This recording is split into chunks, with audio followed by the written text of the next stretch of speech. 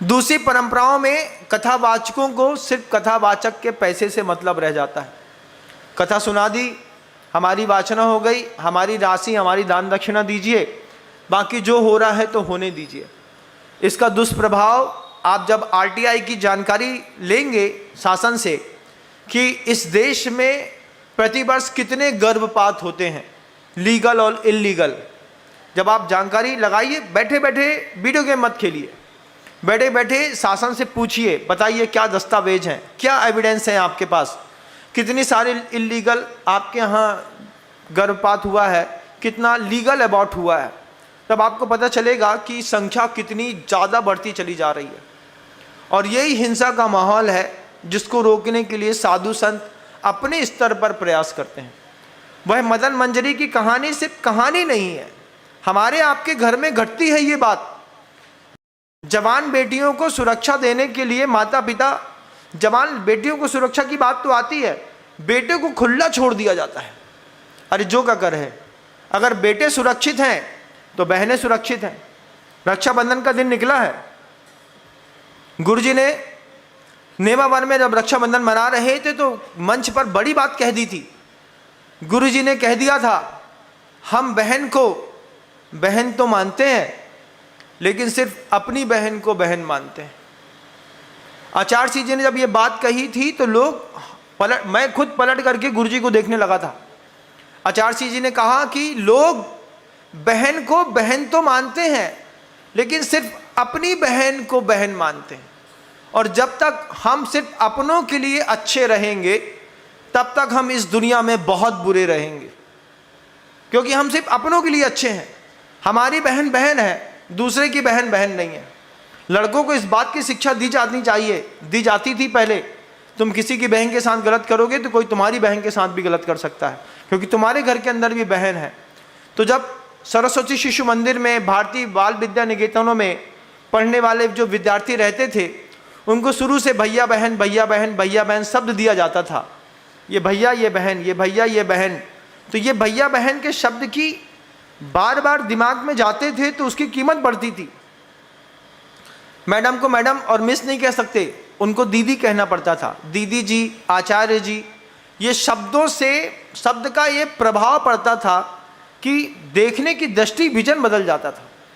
आज मिस का विजन अलग हो गया है, वो मिस है, उसको मैडम कह सकते हैं, आप उसको मिस कह सकते हैं, लेकिन आप उसको दीदी नहीं कह सकते। वहाँ पर सरस्वती शिशु मंदिरों में, भारतीय विद्या निकेतनों में जाएंगे, वो दीदी बोलते हैं। बच्चा आपके घर के अंदर भी बड़ा हो रहा है साहब, प्रवचन को थोड़ा गौर से सुनिएगा और अपने बच्चे के साथ इम्प्लीमेंट करिए। सोचिए, हमारी भी 70 साल की बच्ची पढ़ने के लिए जाती है, कहाँ पर जाती है, कैसे जाती है, कब आती है, क्या पढ़ती है, कैसे लोग हैं। अचानक जाकर के एक बार देखो तो सही, अचानक जाकर के देखेंगे तो भौचक्के रह जाएंगे। एकदम से जाकर के जाएंगे, कोई भी माता पिता जाकर के देखेगा कि मेरी बेटी है, मैं कोचिंग में देख के आता हूँ कहाँ पढ़ती है, क्या करती है, तब आपको समझेगा कि बच्चे ने भी एक्सपेक्ट नहीं किया होगा कि हमारे पापा हमको देखने चले आएंगे। हमारे पापा को फुर्सत नहीं है पैसा कमाने से, घर पता नहीं कौन चला रहा है, घर चला लेते हैं, दूध वाले घर चला लेते हैं, सब्जी वाले घर चला लेते हैं। यही लोग आपके जवान बेटे को उठा करके कहीं से कहीं ले जाते हैं। मदन मंजरी उस चोर के मुंह लग गई, चेहरा तक नहीं देखा, नहीं जानते किसके साथ संबंध बना है। और जब माँ को पता चला तो मदन मंजरी का गर्भ गिराया गया। बाद में मदन मंजरी अगली पर्याय में छछूंदरी बनी, और छछूंदरी बन करके अपने पाप कर्म के उदय से भीलों के हाथ रख दी गई तो वो जिंदा तेल में तल दी गई। कैसे कैसे उदाहरण हैं, आज लाभ दिख रहा है, कल हानि दिखेगी। इस बात में कई चीज़ों पे एक साथ गौर करिएगा। आज आप देखते हैं इतना हिंसा का माहौल होता है। आज आप देख रहे हैं कहाँ केदारनाथ में बाढ़ आ रही है, धराली का पूरा का गांव धरा का धरा रह गया। आज आप देखते हैं समुद्र में सुनामियाँ आती हैं और कितने सारे लोग मर जाते हैं।